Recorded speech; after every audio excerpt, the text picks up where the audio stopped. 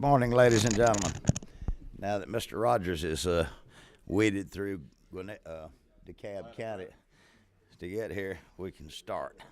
And I want to welcome everybody here today.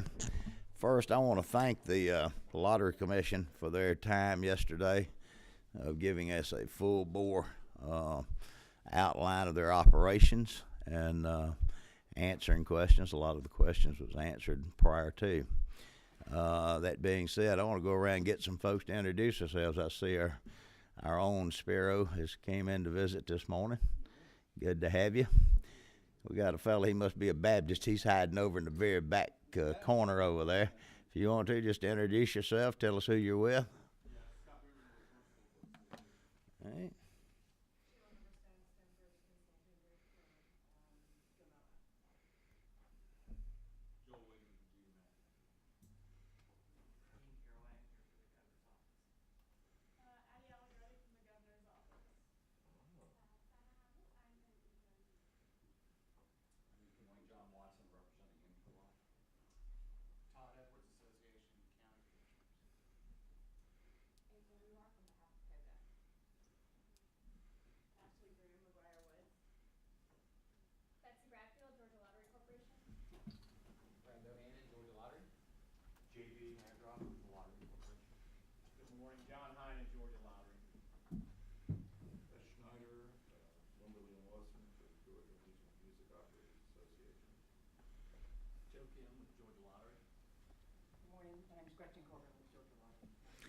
Thank you so much. Yesterday, as outlined, we had a specific way that we handled that yesterday. I had asked committee members and anybody else that had any particular questions, since it appeared to me, and I don't know when the last comprehensive oversight meeting had been held. I think I was on that back in the 90s, and I don't really remember if there's been anything as far as a comprehensive question answer session in years, and that's what we have made an attempt to do. Yesterday I'd submitted a packet, 21-page packet with a number of questions, issues. Some of them are pertinent, some of them aren't pertinent. We got answers to some of them yesterday, and today what I thought we would do, since we've had some of the members that came in and to see what came out of there last night, as they were able to lay awake last night. And I know that a few of them probably, no doubt, lost sleep last night thinking about other questions or addendums to some of the questions that had been asked yesterday, or newer questions. And what I thought we'd do today is open up the floor to the committee members. You can either use your questionnaire yesterday that we had, or add to it, delete it. But what I'd like to do is, after a certain level of discussion on new issues, go over this to see if any of the questions on these, I think I had like 51 questions down, to see if any of those questions needed to be clarified to make them pertinent, so that we can get specific written answers from the lottery before we do our report. That being said, number 29, would that be Mr. Martin?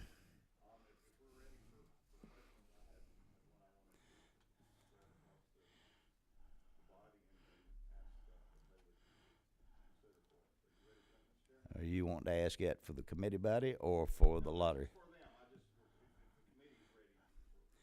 Gretchen, if you don't mind, and if you, any particular ones that you've got key members, just come on up here to the, or would y'all rather be at the podium? We would rather be exactly where you'd like us. So right here. It makes no difference. You can either be at the top. All 5 of us can make these 2 chairs, I promise. That's fine. Well, do you mind, Mr. Chairman, if we stand at the podium? That'd be fine. Trust me, this chairman's not, I'm not a senator. I don't stand on irrelevant protocol. Thank you. I thank you for allowing us to be here today, and also for me to bring 5 of our senior team members with us. I want to make sure that all of the answers that we can provide today, that we can, and any follow-up we definitely want to. We hope to get all of your questions answered today.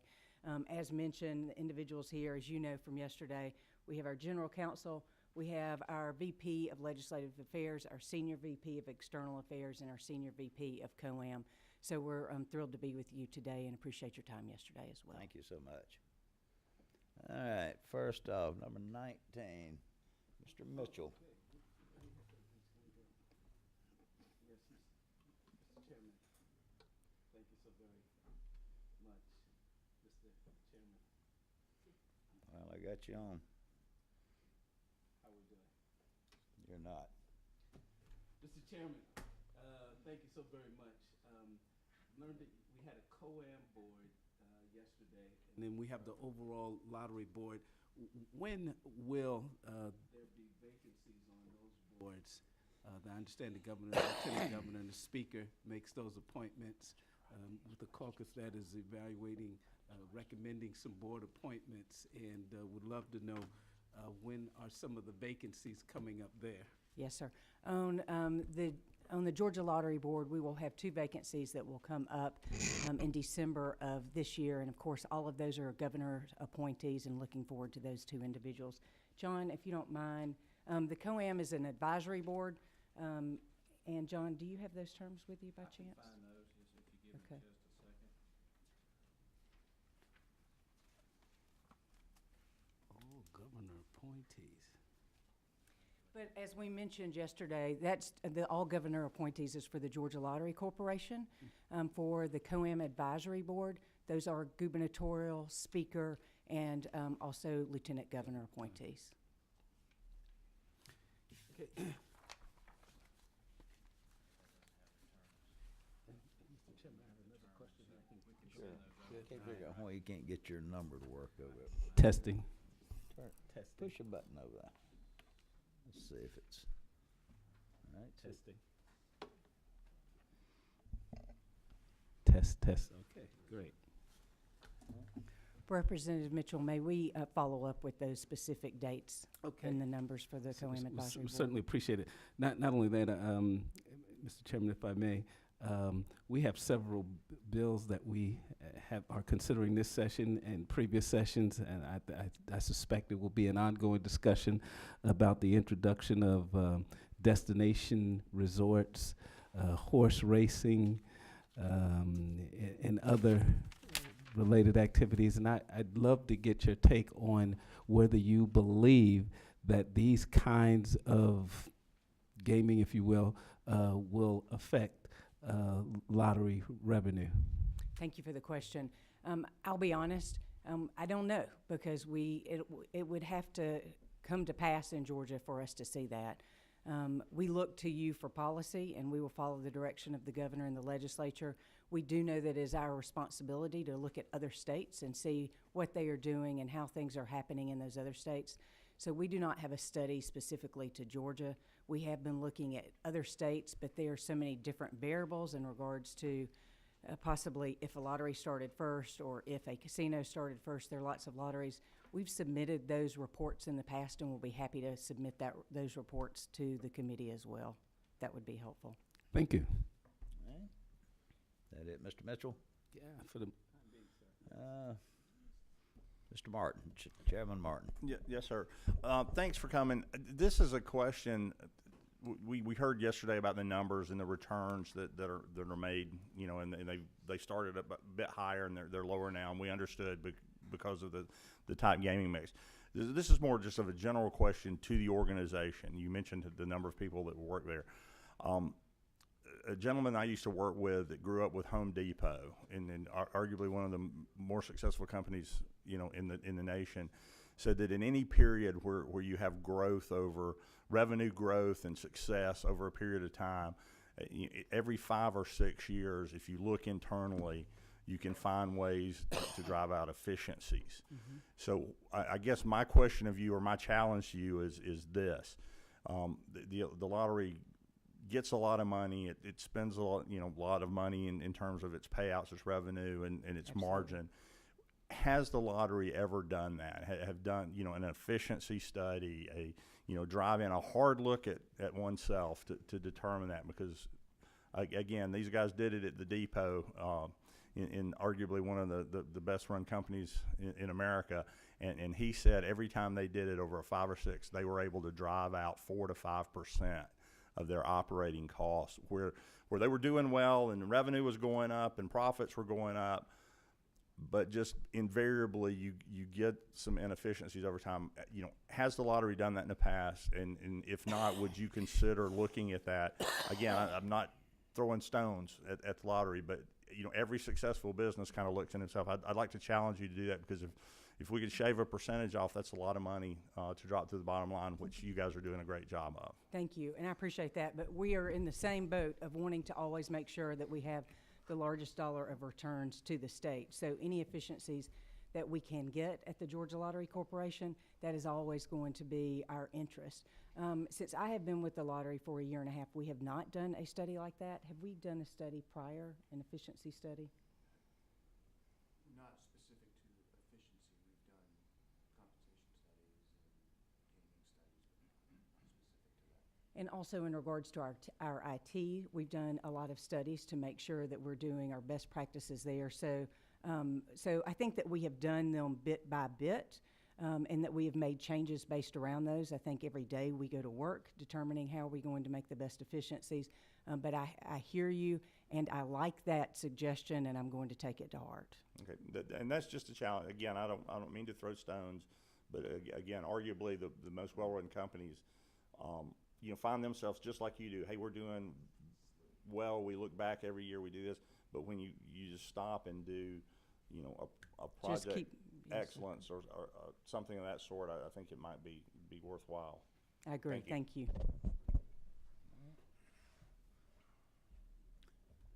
All right, any other questions? Chairman Jaspers.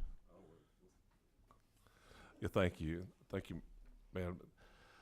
You know, so I was driving home last night. I was thinking about, you know, down the road, and I had two questions, Mr. Chairman. One was on, you know, as needs are going to increase, and I just was curious what kind of planning goes on at Georgia Lottery, looking down the road, you know, because needs will increase, just pure dollars for pre-K, and the hope will be need.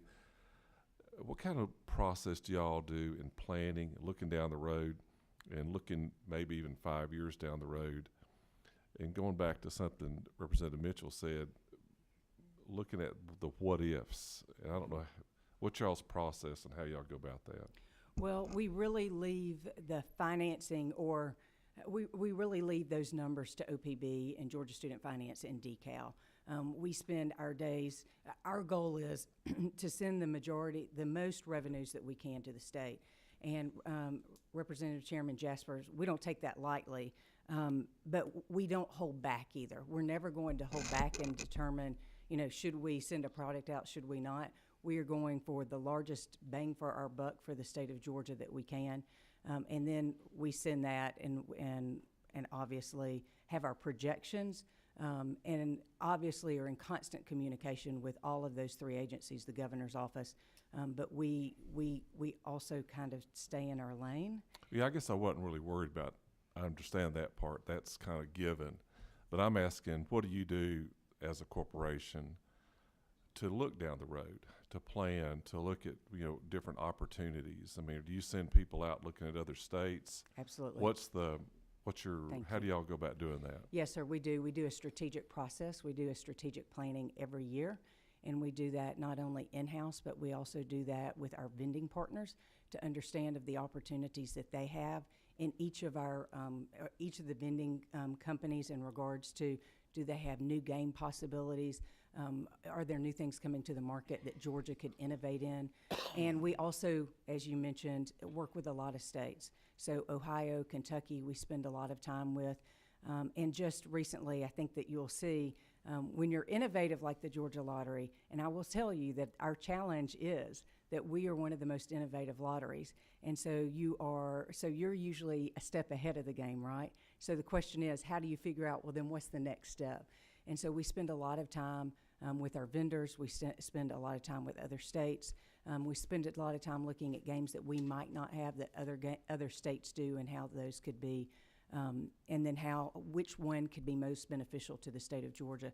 And at the end of the day, I'm taking you through a long strategic planning process, but at the end of the day, once we can get all of those possibilities out on the table, our team determines, okay, basically, number one, what is going to have the greatest return on investment for the state of Georgia and for this lottery? And then number two, And then number two, how do we work that into a planning process? And how much can we basically do this year? Because as you can imagine, there's a lot of IT pieces, our gaming platforms, that we have to make sure that we can put it into a schedule, but that's how we're looking at the strategic process. Do you use incentives? I guess when I was looking at all the different, I was in a convenience store this morning, looked at all the different games, or a bonus program within your organization for people to come up with great ideas for games. How does that work? We have a product development team that is working daily on new ideas. And so we don't specifically have a bonus program or an incentive program on creative ideas. We see that as our job daily, but that's a good idea. That's a good idea as well. We do our creative work not just through our partners, but as we mentioned yesterday, with our product development team. And even though our product development team is pretty lean, we are working with other individuals, whether it be in our digital marketing component, our digital app, and our online mobile to look at those different creative ideas. Okay. If I may, Mr. Chairman, do you want me You got to give the somebody floor. else a turn, or let me keep going? You've got the floor. Okay. And so I may have misunderstood something yesterday. So I want to clear something up. So, or it may be in a conversation that we had, just us talking. This is about in a vendor store that, so somehow or another, they have a way to scan a ticket to, and I kind of wrote it down to see if it may be a winner ticket. Yes, sir. And I guess I don't understand why they can do that. Okay. So if they can take and unroll or unfold, or how it is, and then scan to see if there are certain winner tickets within a group. It's a very good question. Why can they do that? Or is that true? Did That's I understand not. that A little bit right? of that is, a little bit of it's off. That's a really good question. I'm glad we have the ability to clarify that. The only way a retailer or anyone could determine if there's a winning ticket is if the barcode has already been scratched off. So if we, our tickets are delivered in $300 increments, and so if you were a vendor or if you were one of our convenience stores or our retailers, we would send you that pack. You would then put it in our dispensers, and you would not be able to know if there was a winning ticket on there or not until a barcode at the bottom of a ticket is scratched off. And then you are able to, whether you are a retailer or a player, if you're a retailer, I hope you would have purchased that ticket before, right? But then we do have Scan If You Win, little terminals that are hopefully faced out to the customer when you go into a convenience store, and you're able to put that barcode under to see, did you win or not? We also have on our app, our GA Lottery app, the opportunity to scan your ticket to see if you won. And I think this answers your question. I'm going backwards. Yeah. A convenience store owner or a retailer clerk is not going to know if that has been a winning ticket unless they've scratched that barcode, or they've scratched or they've played the car. And if you're a customer then going into the store, you're going to look down, and if either of those have been scratched, you know that it's an invalid ticket, and that's not proper. Okay. As part of I guess you're looking for that as your fraud unit goes in to see, is that was kind of a real revelation yesterday, that this is a possibility that they could do that, and everybody's really scratching their head. I was telling my wife about it last night. She was like, "What?" Yes, and but I'm going to ask Joe Kim to come and speak to that to clarify, but I will say that just those little, just the little ticket, the scan your ticket to see if it has won, that has now been placed as a piece of equipment on a convenience store's counter for our customers, Sure. has been incredibly helpful in taking away a lot of that fraud. But Joe, Okay. come up and speak to that if you don't mind. I think what you're referring to is the problem, and I don't want to overstate the problem, but the problem, if it happens at all, it's a problem. Is what's called micro scratching or pin pricking of the tickets, where there is a security code. It's there as a backup way for a retailer to be able to validate the ticket for a player for whatever reason the barcode is not being scanned properly.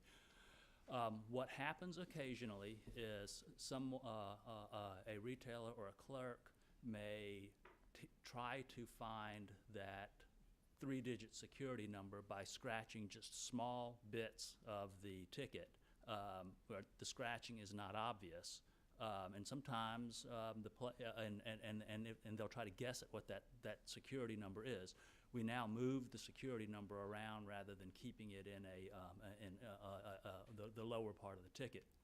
So that's going to enhance some of the security, because the more you've got to micro scratch all over the ticket, the more obvious it's going to be that it has been tampered with. But so that's not supposed to happen. It's a backup methodology for the retailer to be able to validate the ticket, but it does open the door toward that kind of fraud against the public. A person who gets a ticket and looks at it closely will be able to see if it's been tampered with. If they just get it, they don't look at it, sometimes they might miss the tampering. And so I think that's what we were referring to. Okay. Thank you, Mr. Chairman.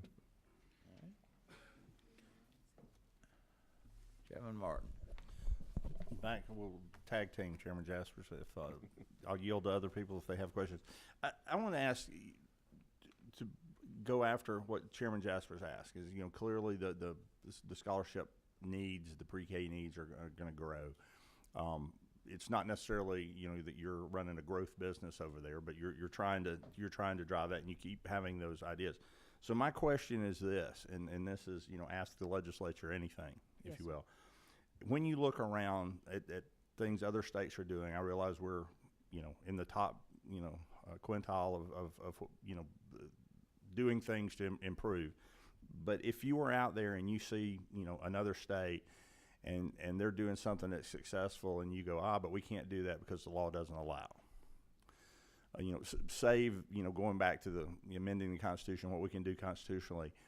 Do you find anything, or does anything pop to mind that is statutorily gating the opportunity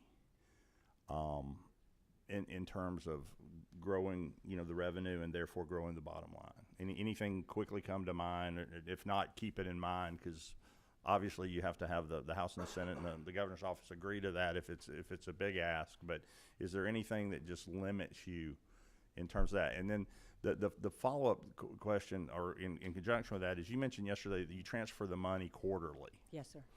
The interest earned, or the return on that money quarterly also goes, that's not something that just Nope, falls to you because you happen to have the money for operations, right? No, sir, straight to GISFIC. Okay, thanks. So back to the question. If you could have anything, or if you could ask us anything, I guess, short of amending the Constitution, is there anything we could, seriously, is there anything we can do logistically to make it easier, to help you drive cost out, to help you drive revenue? Thank you, Mr. Chairman. Two things come to mind, and the first is a big thank you, and that is the flexibility that you provide and the support that you provide in the statute, and the support that you provide to us. And I say that because a lot of my lottery colleagues around the nation don't have that. And so if they were going to tweak a Cash 3, they would need to come to their legislature and ask for that decision making. And what they tell us invariably is that could take a 3, a 5, a 7, a 10-year process, and they're not able to grow to the state's benefit. And I think the flexibility that was provided, Chairman Powell, that you and your colleagues provided in 1992 has allowed the Georgia Lottery to work as a business, to be able to meet those profits, or the revenues and the profits as best they can, as most as they can. The second piece of that is not necessarily something I would recommend, but when I look at other states, and my first question, well, why are we number 2, right, in ticket sales? I like being number 1. And you immediately look to Massachusetts, and the reason that they have higher returns or sales is because they have a larger payout. It is not something that I would recommend nor ask for, but I would say that every day that we go to work, as I mentioned yesterday, we're always going to look for revenues first, but we do keep our mind very squarely focused on our statute and the return percentage, and we want to make sure that everything that we are doing provides the best the largest number of revenues and that greater or as great of a return as possible. So the reason that you see Massachusetts being a little stronger than us in sales is because they don't have that requirement there. And may I ask, if you don't mind, may I ask my colleagues if they have any sure. additional thoughts on that? Okay. If they don't have good ideas, I think we should let them go and get 5 more. No, I say that completely in jest. To that end, and if I may, real quickly, is when we started, there was just the lotto game, and then there was this, and then there was Cash 3, and then I think Fantasy 5. Does it goes over state lines? Does it not, or is that just us? Not Fantasy 5. Fantasy 5 and our Cash 3 is just within the state of Yes, Georgia. sir. So the question is, when we had that and we started introducing other things, I'm guessing the play on that probably went down some.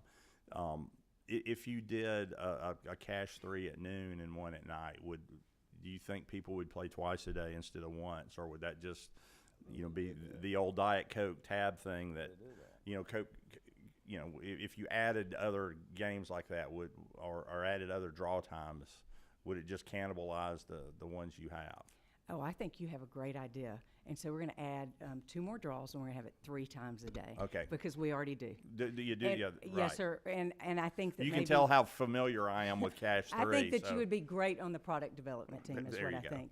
Because on Cash 3 and Cash 4, we already have those 3 times a day daily draws.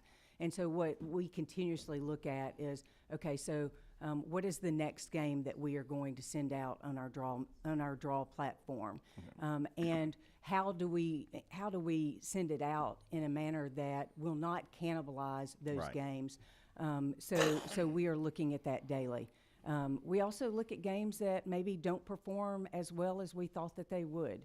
And is there, if we were to bring another game to market at that same time, could it do better? So that was a very good question, and the answer is absolutely yes, sir. Yeah, and my apologies. You can tell how much I follow Cash 3 to not know that it is multiple times already. But that was my question. Thank you for answering. Yes, sir. Mr. Mitchell again. Okay. Thank you, Mr. Chairman. As a result of our conversation yesterday, Mr. Kim, I must say that I'm really torn between the rights of our consumers and the attempt to defraud our consumers. I just want to know, has there ever been have you ever caused a successful prosecution of those who try to defraud a consumer? And one of the things that I'm really concerned about is that there seem to be some merchants in their families or those related to them that seem to win the lottery at mathematical numbers that seem to defy logic, and which would cause suspicion and places you in a very terrible situation, because on suspicion alone, I don't know what you can do. I know that there's a case, what is it, GLC versus Visay or whatever. What do you do in those situations? And I was talking to Chairman Jaspers a moment ago. It's something that seemed to me to be unsettling about having merchants being able to purchase tickets. But maybe that's something that we can't grapple with. But the reality is that we have some consumers that we all represent that are in situations where they come to a retailer and say, did I win? And maybe the ticket is worth thousands, and they say, oh, maybe it's only worth 20. Or no, you didn't win, and maybe they get the ticket themselves. And I don't know, how do we deal with those kinds of issues? Obviously we try to have as much deterrence as possible. That's why we do things like these compliance tests, where we go into retailers and see if they'll lie about something being a winning ticket and try and palm it for themselves. We do inventory checks to see if tickets have been tampered with. But I understand your point. There is one, I think it's in the Macon area, that there's one district attorney that is prosecuting a retailer for having tried to palm one of our compliance tickets. the retailer's lawyer is pushing back, saying, you know, that was a test ticket. It wasn't an actual ticket. And so, you know, they're trying to rely on a technical defense. But so it is hard to get interest to prosecute those kinds of matters. You got your blood and guts, and law enforcement and district attorneys. They've got to decide who are they going to prosecute, and they'll probably go after the murderers before something like this. But so what we do is we try to have aggressive fraud analytics. We try to anticipate things. We go out with our investigators and we do the compliance tests. And we try to identify whatever bad actors that are out there. I think the frequent winners, I think they have largely gone down because of a lot of the efforts to provide more scrutiny around the prize claims. I'm not going to tell you that nothing slips through, but we don't have people that are winning 100 times anymore. We don't, or 50 times anymore. So that, I think we have tamped that down. But, so I hope that answers your question. Is there a flaw in the law as you perceive it, a legislative remedy that we could do to prevent that from happening ever? And also part B of that question is, are there any states that outlaw vendors from purchasing their own tickets? I believe that there are some states that prevent retailers from purchasing tickets. I would discourage that for the simple reason that if a retailer is prohibited from purchasing the ticket, all they do is they get somebody else to submit the ticket for them. So I don't know that. I think what a better way to address the problem is through not prohibiting retailers from purchasing, but by having aggressive investigations and compliance tests and audits of retailers. Thank you, Mr. Chairman. All right. As a footnote to your question, I think I had explained yesterday that once upon a time I was in the retail business. And some of the questions that came up that we formulated where some of us had concerns. One was about refusal to pay certain tickets, the investigative procedure, and y'all went into that a great deal yesterday. My concern was that the rights of these people that are actually buying the tickets. As a footnote to what Billy on vendors or those selling tickets, it's long since been a practice that once a roll of tickets, scratch-off tickets, are once they're activated, they then become the property of that vendor. They've got to pay for those tickets. Correct. They're on the hook to pay for it when it's swept every week. On the online tickets, once those tickets are spit out, it becomes the property of the person that's bought it, and if they haven't, then it becomes the property of the vendor. So if an example of that would be, you've got a clerk, they're selling tickets. Somebody comes in, they say, I want 20, just hit the big numbers. Somebody comes in and says, I want 20 tickets for the Mega or the Powerball or whatever it may be. Oh, I forgot. I left my wallet at home. They're not going to turn that ticket over, so the person doesn't show back up. Then those tickets become the property of that vendor. They have to pay for those tickets. So they usually get thrown in a basket or into the drawer, and that's what the store eats. They'll run it, and it becomes the property of that store. Am I correct on that? Yes, Joe. Once they activate like you said, once they activate the pack, you don't activate an individual ticket. You activate the entire pack, and that's $300 worth of tickets. Mm-hmm. The retailer is obligated to pay for those tickets, but they don't pay for it until 21 days. And so that's part of our data analytics is we look for suspicious patterns around tickets being cashed en masse, large batches of tickets, 50, 100 tickets being cashed seconds apart. Most retailers will pay for those tickets that they activate. Occasionally, you will have a retailer, if they have decided they're getting out of town, they will go ahead and activate and cash all those tickets. They got 3 weeks to cash as many of those tickets as they can and not pay us. And so we look for patterns where that might happen, and we'll disable the retailer at that point to limit any losses. I think the point I was making though is where you're talking about maybe the store shouldn't be able to buy tickets. They're responsible for them, and if they get hung with them, that's their tickets. That they should be able to, you know. Is that a prosecutable offense? I take the tickets, get out of town? Law enforcement, I think, typically looks at that as a civil matter between the lottery and their retailers in terms of non-payment. I think it could be, but again, in terms of prioritization of law enforcement, we had a case up in the Cartersville area. We did try to get law enforcement involved. They were not really interested in because it was a pretty large loss, and they didn't pursue it. Yeah, that's what you need to do, Representative Mitchell. You need to open up a C-store.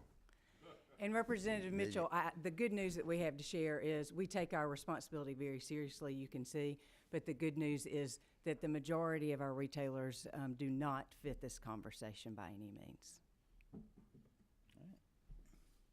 They're actually our best friends. We very much appreciate them. Chairman Harrell. Thank you, Mr. Chairman. 3 or 4 questions and somewhat unrelated. The first one with regard to other forms of gaming. We now understand through a court decision that sports betting is one avenue of gaming that is likely to see a lot of attention. There's been discussion about whether or not under the current statutes and constitutional authority, whether or not Georgia Lottery could offer games or some forms of sports betting. Have y'all looked at that yet? And if so, what is your opinion of your ability or interest to do anything under current statute prior to the legislature making considerations for changes? Thank you for that question. We look at it all the time, right? But at the end of the day, we feel that that's a large discussion of gaming that we would never do unilaterally, that we would want to know that the legislature and the governor were very excited about that, and then we would proceed, but we would never do that without a full conversation with everyone. Okay, very good. Second item I wanted to ask is kind of going back toward the gift card idea. We had some discussion yesterday about what may or may not be permissible under the current statute.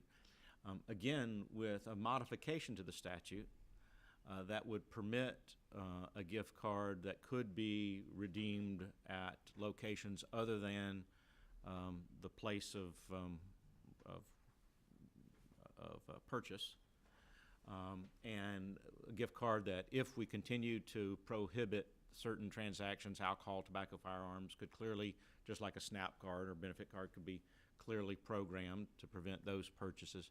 But they would track all these sales and redemptions and provide us an audit trail. Does the Georgia Lottery have a position or concern or support for the concept of modifying the statute to allow that type of a gift card? And what advantages or disadvantages might you see? You know, again, even though it's not a huge piece of gaming like sports betting in your question, we kind of the same piece in that it would be a difference that we would make, and we would want to make that only, and I'm saying this on behalf of not just the Georgia Lottery, but the Georgia Lottery Board, would never want to make a decision that they felt like was a policy decision without me having a discussion with the legislature and the governor and being good on that. If we do it, and I mentioned yesterday that we are researching this and looking forward to spending more time with the industry and already are working with the industry, I appreciate you asking that question. We may definitely come back to you with that ask, but we also want to see within the lottery's statute if that may be something that we can already do. So we'll be looking into that first, and if that is something that we would like to pursue and you think and the governor thinks, then we would definitely come back to you. But I guess I appreciate that offer, but I think at first what we would like to do is really double down on the statute that you have already provided and see if that flexibility is there. Okay. Third issue is maybe more of a comment, but we've had some discussion today and yesterday, and you had a a slide that showed the budget breakdown and so forth. And over the last few years, there's been some discussion and even some potential legislation to modify the current statute where it requires lottery to play as close as practical to 35% or whatever the number is to education. I think it's been very clear that the focus of your organization and the board has been to maximize dollars that are transferred to the state for use in education. And I guess my comment is students can clearly spend higher dollars. I don't know that how a student will spend a percentage. Yes, sir. And I just think we need to be mindful that in the wisdom of Chairman Powell and others, we've created a corporation that has significant autonomy from traditional government departments to operate in a manner that provides you flexibility and the ability to maximize this return. And from all accounts, kind of going back to Chairman Martin's question too, by all accounts you are performing exceptionally well. That's never to say, and I'm sure you would agree, there is always room for more improvement. Yes, sir.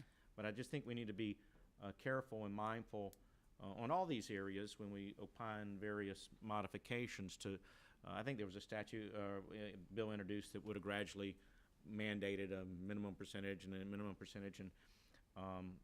And so long as you're maximizing your return on the state, I don't guess you'd have any problem paying 35% if that was the maximum number. We will do whatever you direct us. You, the governor, the legislature, whatever y'all direct us to do, that is exactly what we will do. When we read as nearly as, but to date, y'all have also told us we want the largest amount of revenues first and then the highest profit percentage. Yeah, and I think that's the key. Kids can spend money, they Yes, can't sir. spend a percentage. Yes, sir. So, and I think that's where, I think that communication from others that other than me to your corporation has been the right communication. Maximize dollars. Yes, sir. Maximize dollars to pre-K, maximize dollars to education, and, who cares what the percentage is if the dollars are continuing to grow and we think that you're maximizing that return. So again, that one was probably more of a statement than a question. Sorry, guys. My last one at this moment, there was also a slide, and this goes back with John and COAM, when we were in the administrative room where y'all have hearings and so forth. And one of the last slides, it said you can get some of the rules and regs and information, and you listed 3 different languages this information is available in. So I started thinking, and my question is, when you have meetings with these COAM retailers or master licensees, I guess also, does the Georgia Lottery provide certified interpreters in these hearings and in these meetings with those that may have English as a second or third language? Good morning. That's a great question. Those interpreters are few and far between in the state, as we have found. So we act creatively. We rely on sometimes the attorneys that represent those individuals will bring their own interpreters. So we rely on them. We look for other people in the industry that can help us. So it's more of a problem-solving way. But we're finding now that we have to actually go out of state to even find interpreters that can speak some of these languages. So you do not want to provide, Georgia Lottery does not provide a certified interpreter? We do not, no, sir.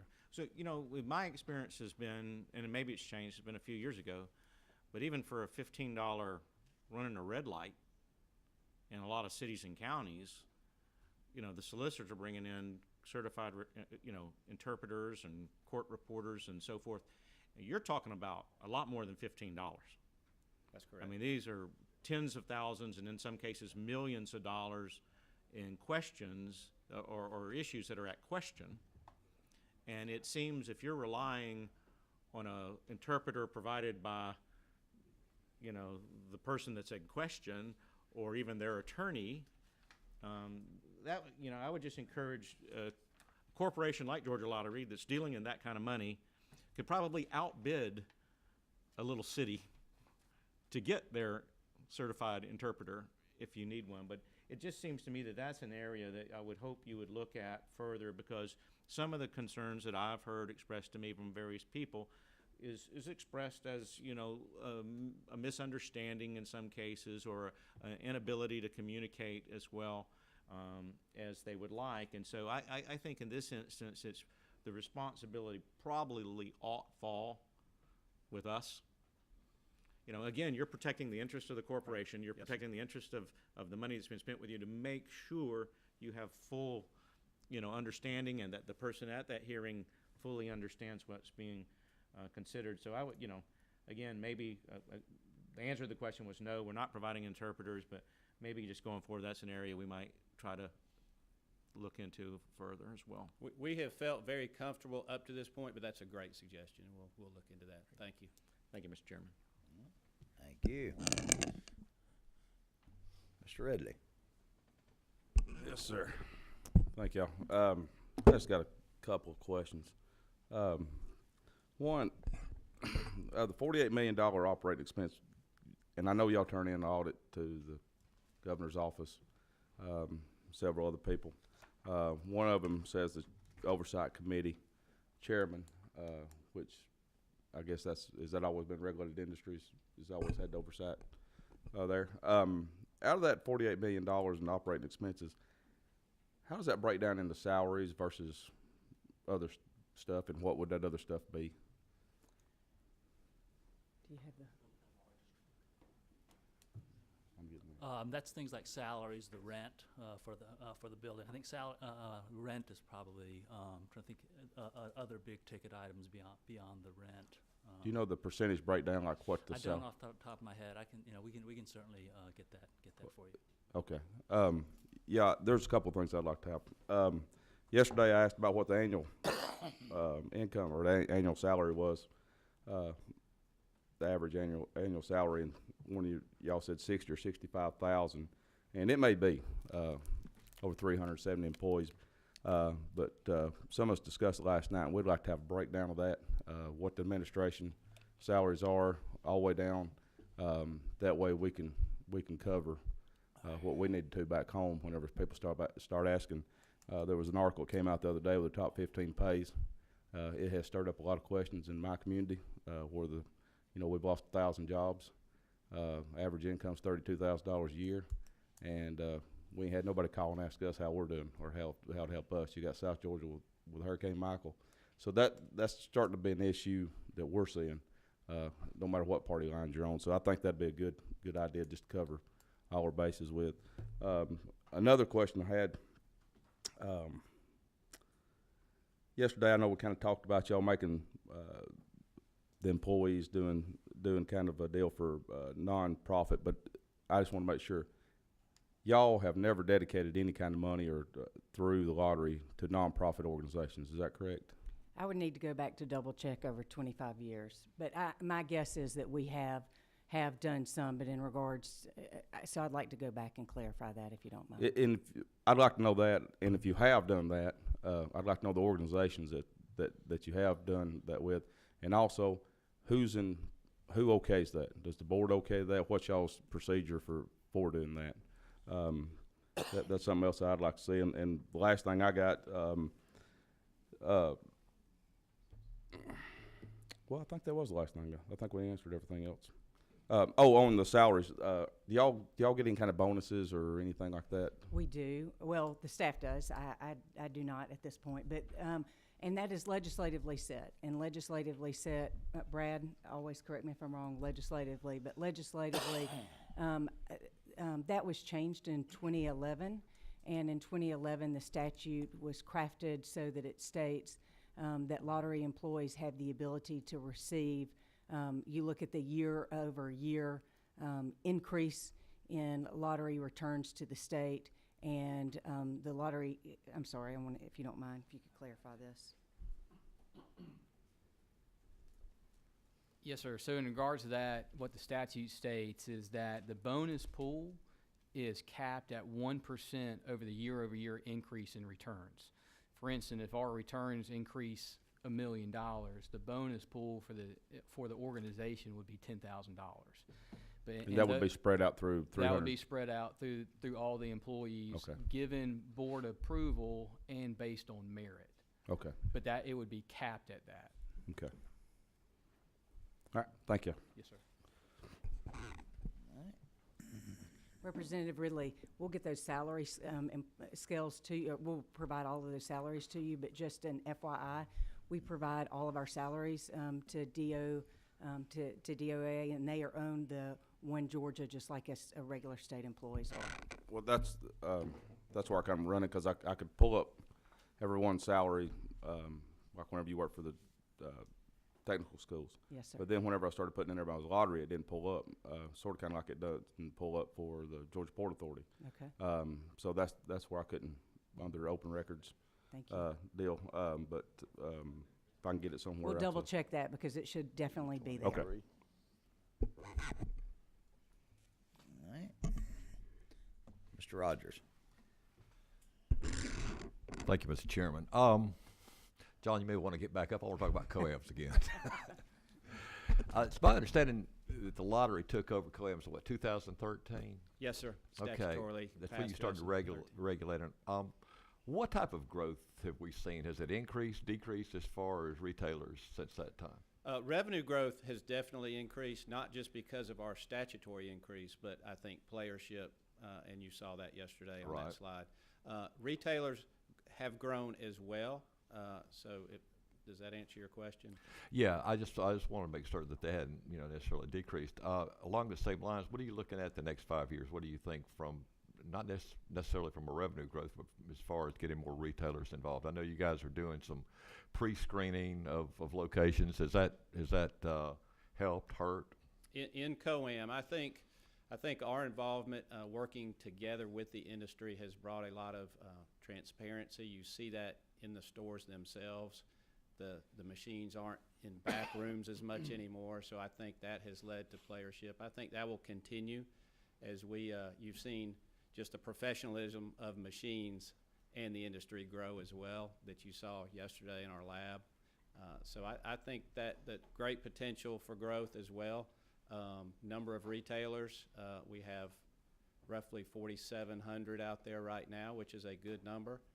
About 86% of those are traditional lottery retailers as well. So we have a great relationship with the industry, so we will brainstorm that and always look for growth in that regard.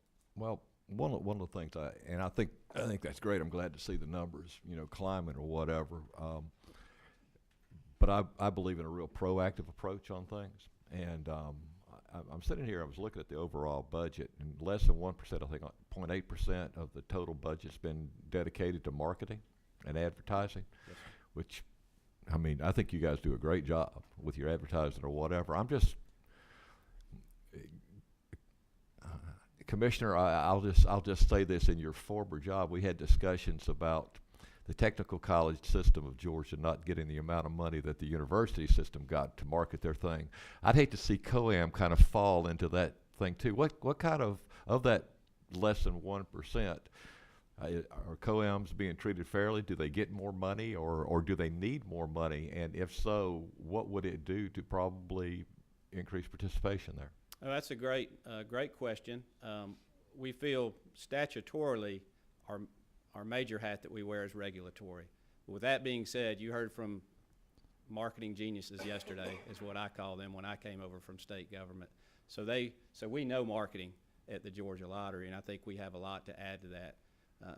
To piggyback on that, we have initiated some marketing efforts in conjunction with the industry to help them with that regard. And that marketing effort really points to the fact that these games do help add to the Hope and Pre-K bottom line, and that should roll out in the next 2 weeks. So that's a great start in that direction, I think, to where you're headed. Yeah, I think it's important because, like you said, they may not contribute that much, but anything they contribute just hits the bottom line. And so if we could increase on the marketing aspect, it may be something to look at. Thank you very much. Thank you. Let's see. We're back to Chairman Martin. Thank you. It's always when you get a question, it just begots another question. So with the bonus pool, I remember this early on, but back in the early O's, as they say, after the 2000, there was some question about that. And so it looks like over 17, over 18, you went from because this is in thousands, 1.1 billion to 1.143 billion. So you had a $42 million increase. So your bonus pool would be $420,000 for that year. Works for me. I mean, that's legislatively. I guess what bothers me about, am I right, or? Yes, sir. Considering that was the full 1% was approved by the board. No, that's what I'm saying. Yeah, it was allowable by statute. And again, that's in statute, that's allowable. I guess what I want to get to is that not that you would ever game the system, but the thing that if you then go back to 1.1, a year, you don't give it back, but that you earn again. Does the statute provide that it's year over year, but it has to be a gross increase? In other words, if you dip, if we go 1.10, 1.14, so there was a bonus on that, but then we go back to 1.10, if we don't get bonus going back to 1.14 again. That's correct. That's a question. That is correct. Okay. It's every year over year. We would not go back to another year prior. No, I understand though, but if 17 goes up 43 million, then 18, for heaven forbid, goes down 43 million, and the next year goes up 43 million, is the bonus pool kick in again? No, sir. No, sir. If we went backwards and then back up, it would not. Okay, is that in statute, or is that just what the board would do? We can get to that later, but you see what I mean? You kind of don't want to buy the same property, buy the same increase again. Again, I'm not suggesting that you're in a type business where you could defer sales into the next year. Like that has happened in the private sector and in business before. You kind of push sales from one quarter into the next. You're not in a position to do that, nor would I expect you to ever do that. But I think it goes to Representative Ridley's point with Georgians struggling around. We want you to get paid for and do what you do, but paying for that the same thing twice. We've gotten some in our packet, and if Chairman Powell, you may want to ask this question, but there was some going back and forth about issues with the scratch off tickets. Yes, and sir. Too many things, and I think you earlier mentioned there aren't as many repeat winners. Tell me about how if I hold the ticket, and how do we make the decision that because I got it and I can't tell you where I bought it, and I want it in flipping coins. I mean, how do we? How does that work? How do we decide not to pay that? I mean, because I'll preface, I'll lead the witness here when I ask that question, because what bothers me about it is, I mean, if people start wondering about, are they going to get paid? Winning's the fun part. So help me balance that out and tell me what our thought process is there. To put it in a little bit of context, I mean, it sounds like, I know that there's been some stories about the large number of prize denials, and I'd say over the last 3 or 4 years, it's 300 plus or minus. That sounds like a lot, but we also process anywhere from 70,000 to 90,000 prize payments a year. So that 300 denials is out of a pool of about 300,000 plus payments. So it's a very small percentage. We don't go around looking for reasons to deny payments. It's just that when somebody comes to us and they make it's not a gotcha. It's not a mistake. It's a systematic misrepresentation regarding the circumstances of the ticket that would lead to the prize denials. It would be, for example, if somebody says, to give you an example, sometimes our prize validation staff will see that the address that's on the prize claim form is a retailer address, and they'll ask the person, are you related to a retailer? They'll say no. And that obviously prompts some additional inquiry. Then they might ask questions about the history of the ticket. They don't have to know everything about the ticket, but if they tell us, yeah, I went and I bought a ticket, and then we look at the system records of the ticket, and then we see that ticket was one of just a sequence of dozens and dozens of tickets that were cashed seconds apart.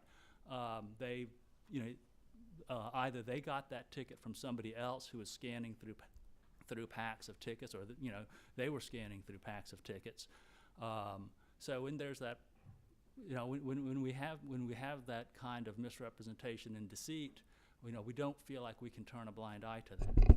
Okay, so I don't know if you're finished, but let me interject here. So when we're not paying them, it's because of the legitimacy of the ticket. It's because you can't find the provenance of where the ticket and verify that. It might have been part of a No, group the ticket is, if the ticket is, it's a real ticket, and we're not saying it's not a real ticket. You just didn't come about it honestly. You're either cashing it for somebody, and they could be cashing it to help somebody evade the back taxes that would be withheld. It may be a stolen ticket that the person who stole it needs.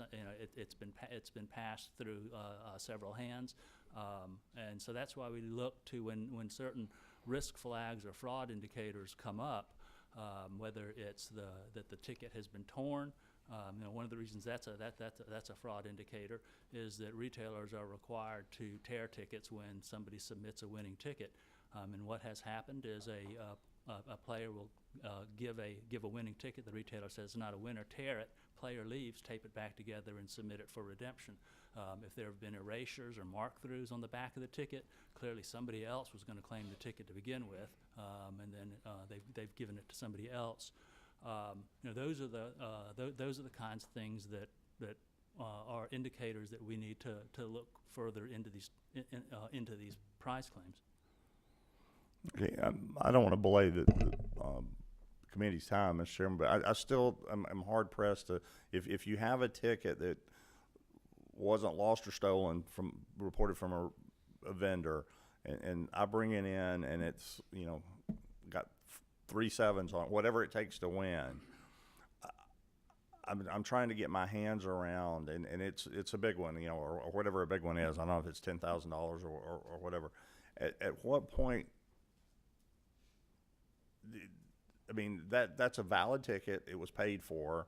Somebody's presenting it. How do we get in?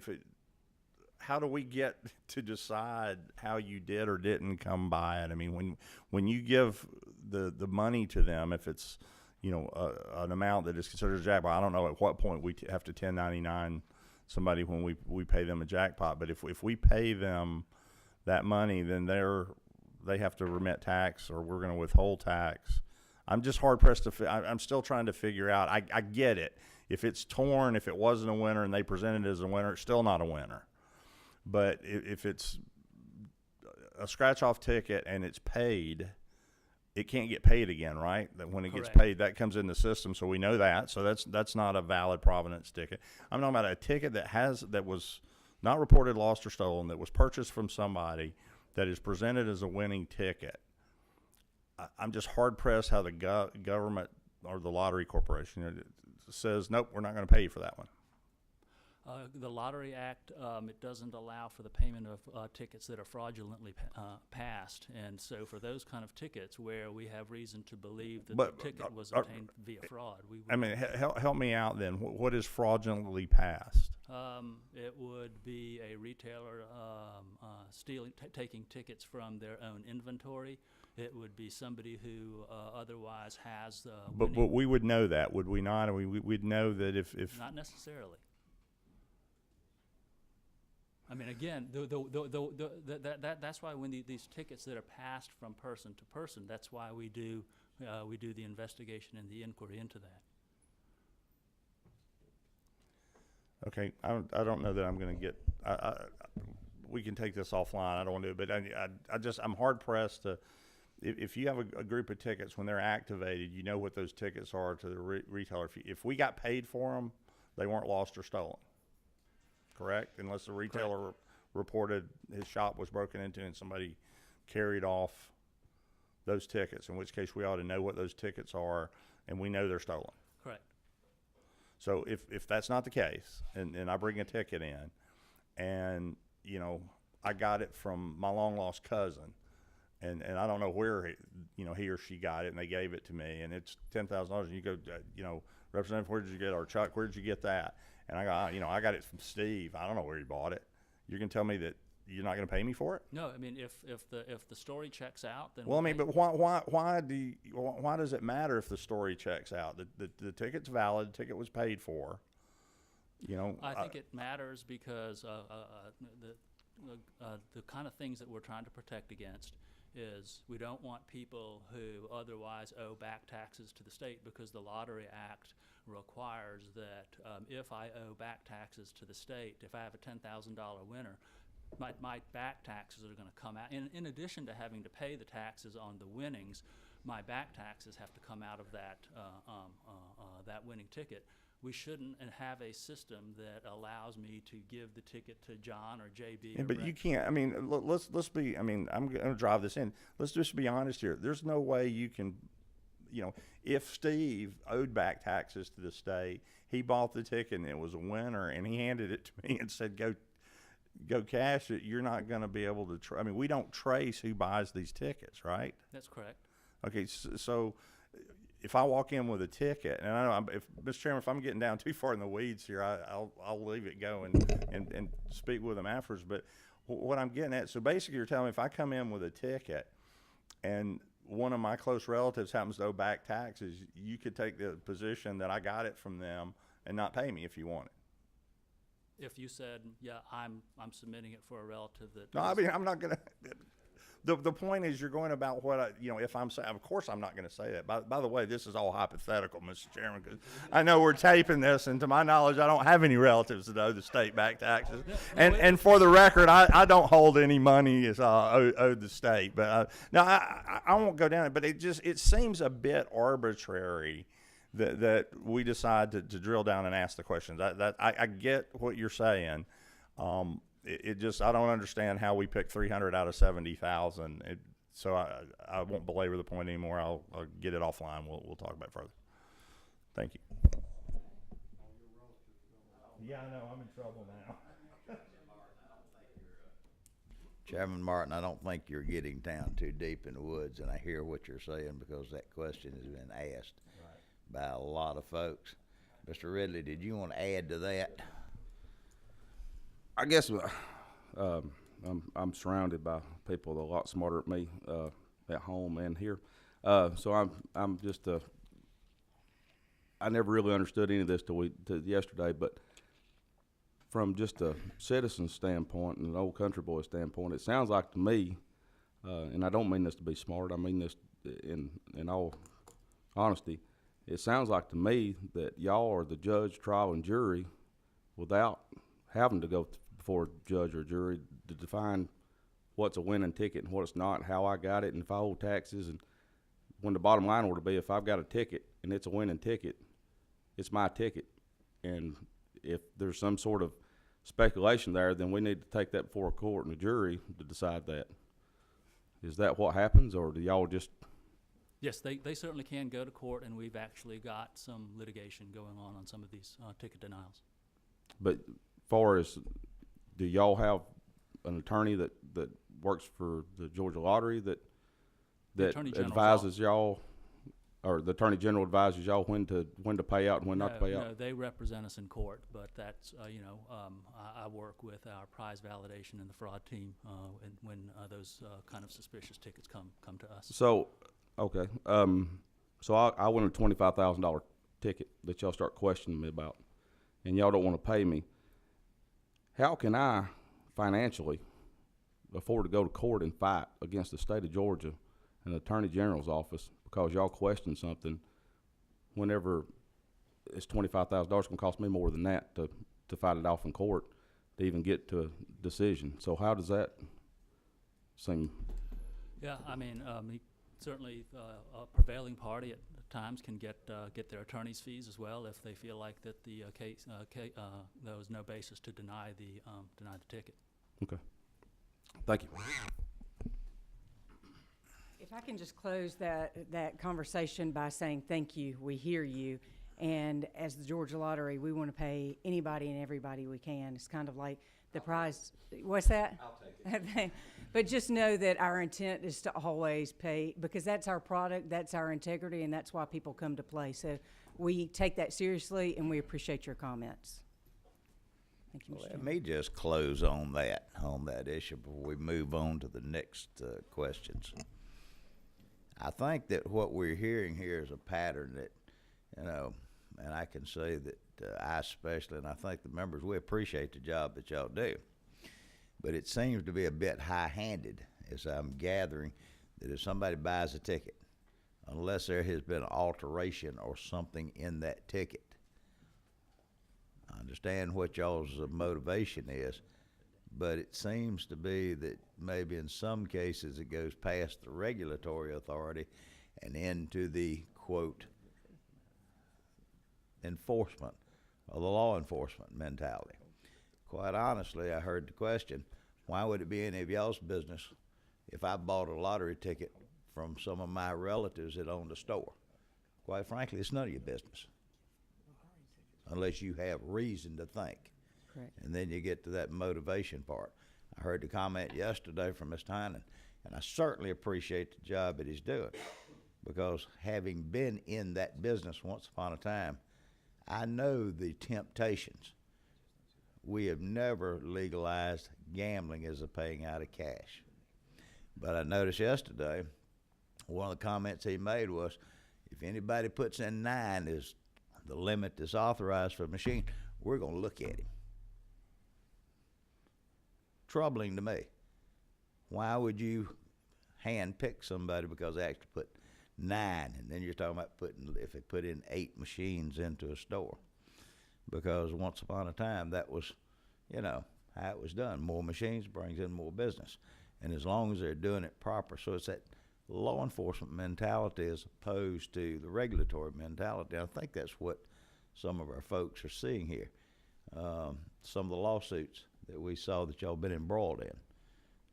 You know, one of them, I read the briefs quite interestingly, and in these questionnaires I gave yesterday, that the Lottery Corporation claimed the reason that they were appealing was because of sovereign immunity.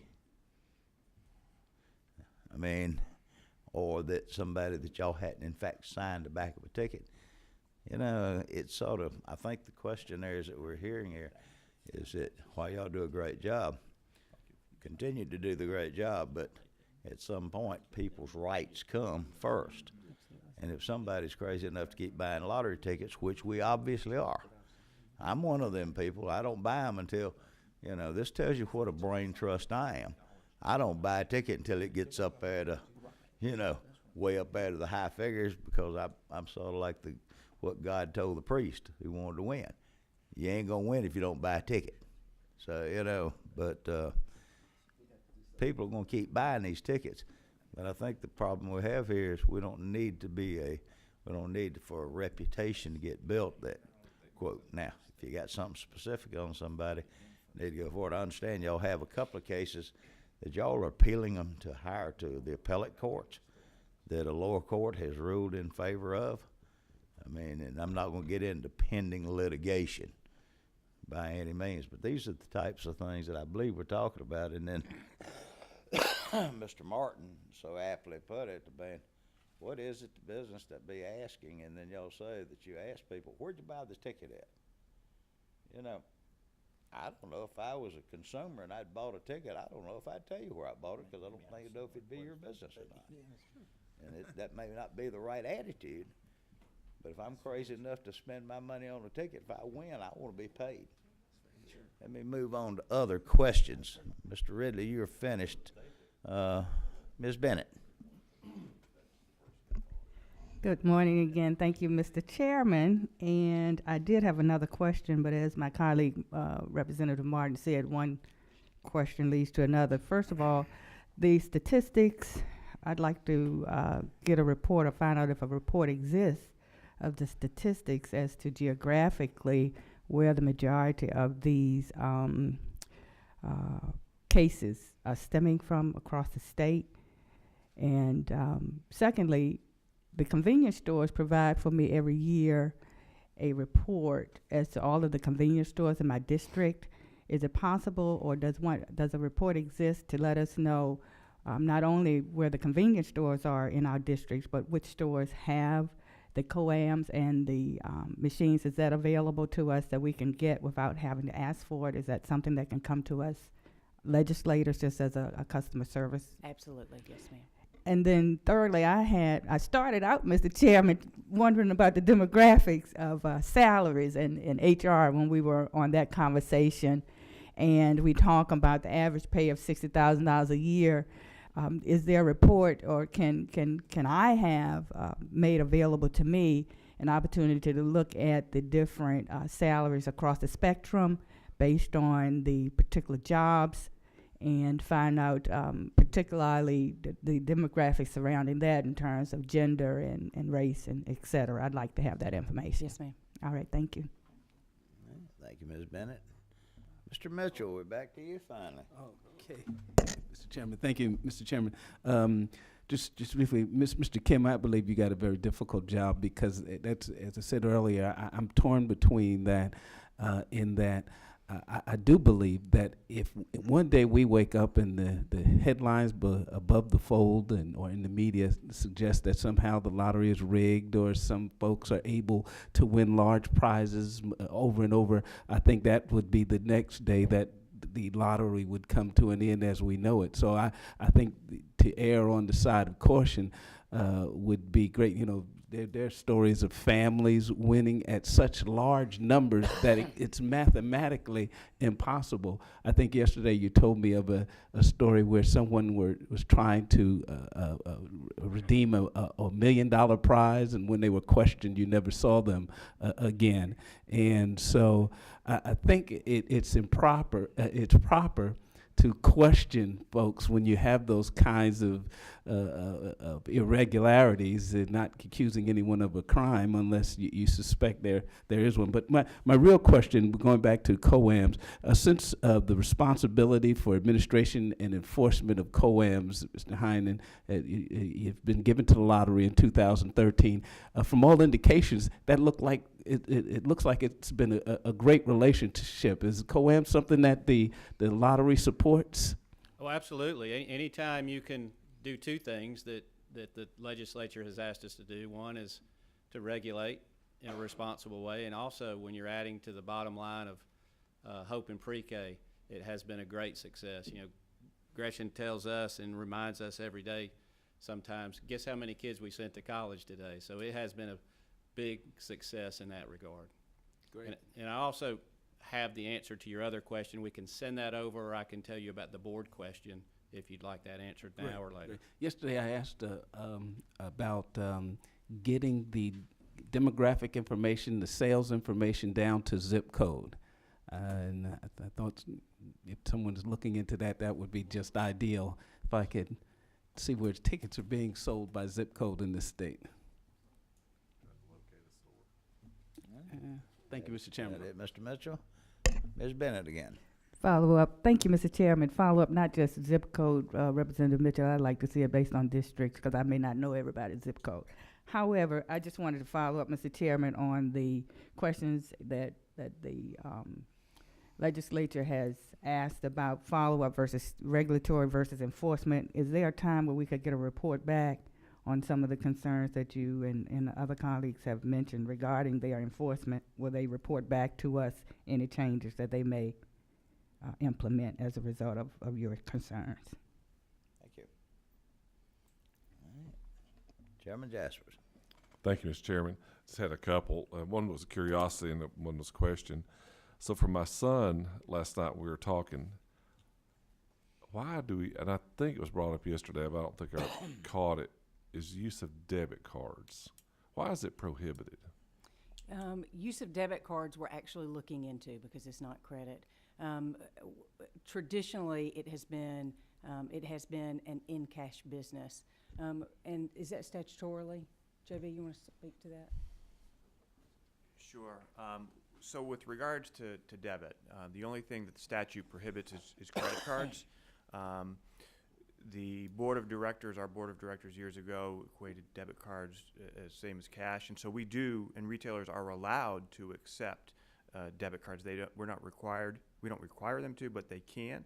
And with regards to our online channel, that is actually our internet sales channel, that is one of the funding mechanisms that is allowed to fund an online account is to tie it to your debit card, which is the equivalent of cash. So I missed, I think yesterday there was a comment that they were not allowed. And he was pretty emphatic that they were not allowed. That he was, and I think the 28-year-old guy, doesn't have cash. So I guess he's wrong. Yeah, and again, retailers can accept it. They're not required to. I think there's always been a concern with regards to paying of the transaction fees that are associated with those debit cards. But the board, my understanding, has allowed that usage. Okay, that's good. The other one, Mr. Chairman, is, Steve Henson had a bill a couple years ago about notifying prize winners, and I'm just curious how that's turned out. I think yesterday we saw there were 68, I think you said, millionaires created. Pardon? Yeah, so do they take advantage of it? I'm just curious, how many people don't care? How many are saying, no, I don't want my name out? What's the effect of that bill? Very good question. Since that time period, how many have we had? So since May 7th, 2018 to March 31st, 2019, 149 winners above the threshold of 250,000 or more. Is that right? And they have all chosen to be anonymous. So between both, so everyone who's over 250 has chosen to be anonymous? Yes, sir. Okay. I'm just curious about how that turned out. Mm-hmm. All right. Any further questions from any of the committee members? Never want it ever to be said that the chairman doesn't allow every member to be heard. Mr. Rogers? I'm just going to follow up on the debit card thing. You might want to tell your retailers that if they choose not to take the debit card, tell them there's an ATM machine over there they can use that, get cash, and come back and buy. Yes, sir. All right. Any other questions from any of the committee members? All right. That being said, I'm going to move to the next phase. Yesterday, you were all provided with a list of questionnaires to the Lottery Commission. I hope y'all kept it. Hope y'all stayed up, did some late night reading last night, which I know you probably did. I'd like for y'all to just briefly, without going over, because this was sort of a helter-skelter type, there was no rhyme or reason about the order that I put these questions into. It skipped around as I pulled them off the email and from questions that members of the committee had asked, and I went through them. Is there anything, and I provided Gretchen and the Lottery Commission a copy of that also. Is there any questions of those 50-something questions? I know they answered a lot of them yesterday, but we're going to request them in writing. Beg your pardon? I think a lot of the questions were asked. A lot of questions answered again yesterday. Is there any clarity to any of these questions that anybody thinks that they were ambiguous or that there needs to be any clarity to them so that we can get specific answers from the commission? Ms. Bennett. Thank you, Mr. Chairman. I think there is clarity. I was just, again, circling back around to question number 2.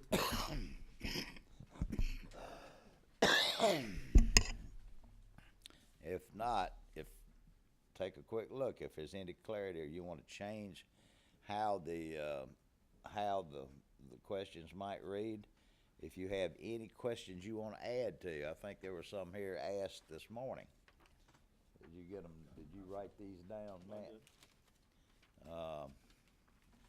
There's a couple of them I would think. I heard Mr. Ridley in his number 39 about budget data specific. I think that might get answered because y'all have heard the questions and y'all know the spin of how things were going with the committee. Yesterday we talked about the buying of the suites. Yes, sir. At athletic and entertainment events. Y'all had said at that time that was part of the package deal. Advertisement. And yes, y'all sir. have to pay, I guess you have to pay Arthur Blank and them a franchise fee to use the Falcons or their soccer team and all that. And y'all said that was brought into it. I don't know. I'd like to know for a fact how many of these, anybody other than, you said your vendors are the ones that y'all invite I think the question is, we want to be sure these aren't being used as suites for your staff or for anybody else that is Yes, sir. not really raising proceeds. Absolutely. Yeah. Things that we see in the news at all times. The fact that y'all were created as a unique entity, to be sure that y'all had plenty of latitude. You can give that thanks to Rebecca Paul and the folks of that day, that to make the lottery as enormously successful is that we wanted to give them the latitude to operate like a business corporation. That being said, you're still part of state government. Absolutely. Yes, sir. And this Proudly. panel, through the lottery oversight process, we ask those questions on a supposedly on a fairly regular basis, and this is probably, might be one of the more comprehensive meetings since there's been a lapse of time. So, if you don't like who the chairman is, just have to blame the speaker. We love it, and we're honored to, I can't tell you how honored we are to be a part. I mean, I know we are a commission and we appreciate that flexibility, but we don't take it lightly. And I think that we act as the responsibility of good old state employees. And so I promise you that we Right. take the responsibility as important or more important than we do in generating the revenues as a flexible corporation. So thank you, Mr. Chairman. I think probably one of the bigger questions on number 39 was about budget data. That was pretty extensive, that we just don't pick up readily from audit figures, the COAM, how much is going to, admin cost and the things. There were several others. Possibly would like maybe to see a list of the vendors, Sure. folks that y'all do business for. The donation thing yesterday, I'd asked a question. I had somebody that sent something to me that y'all had made donations to a nonprofit. Mm-hmm.